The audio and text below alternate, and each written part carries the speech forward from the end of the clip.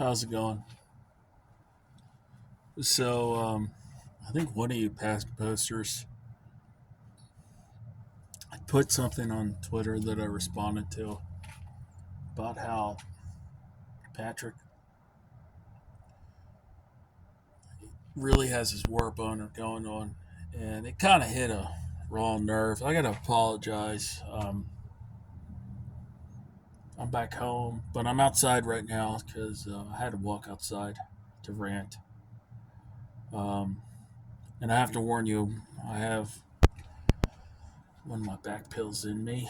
So if I sound a little bit loopy, I apologize. Normally I'm not like this.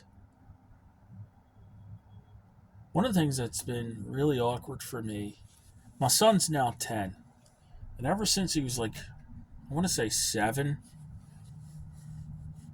ever since there's been a 4th of July or Veterans Day kind of thing, my son will try to ask me about my time in the military.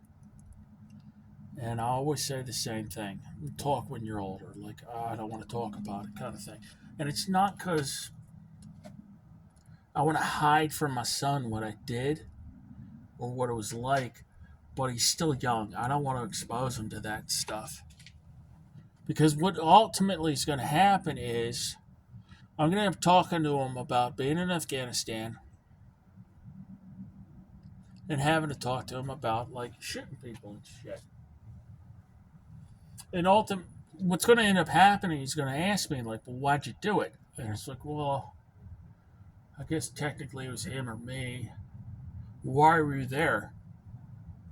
Well, I shot this goat farmer in Afghanistan because he was trying to protect his family, his way of life, and his religion from us. And we were there because a bunch of Saudis ran some planes into a building in New York City and into the Pentagon. And my son's going to go, wait a minute, why were you in Afghanistan? Exactly. Yep. Exactly. Like, don't think about it too much, son. This is U.S. foreign policy. You're just going to get a headache. And he's going to ask me, like, why'd you enlist? Escape poverty. I did it for college, did it for money, kind of thing. And ultimately, it was a waste of everything. But eventually, I met your mother, and we got married. And this is long before you and long before the Afghan occupation ended.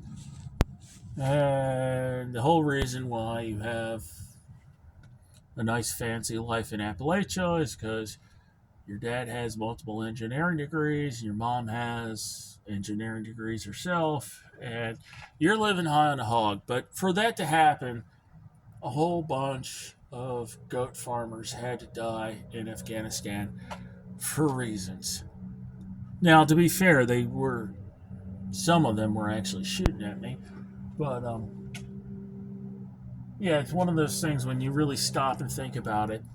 When you're trying to talk to somebody about it, it's so insane and stupid, and you're just left trying to explain a situation that should have never existed.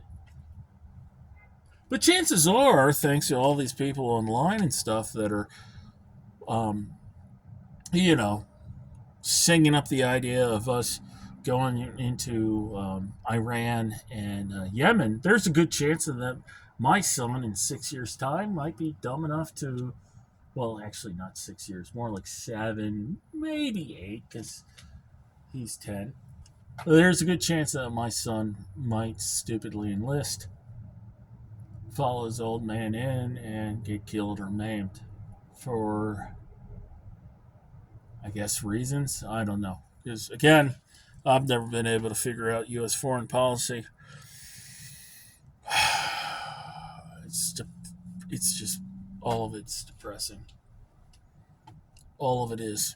All of it. We're not even 4 years out. 4 years out. I felt so much freaking relief when we finally pulled out of Afghanistan. No more people are going to follow me into that meat grinder. And now we want to go right back in. So I got to convince the wife to let us all move to Poland.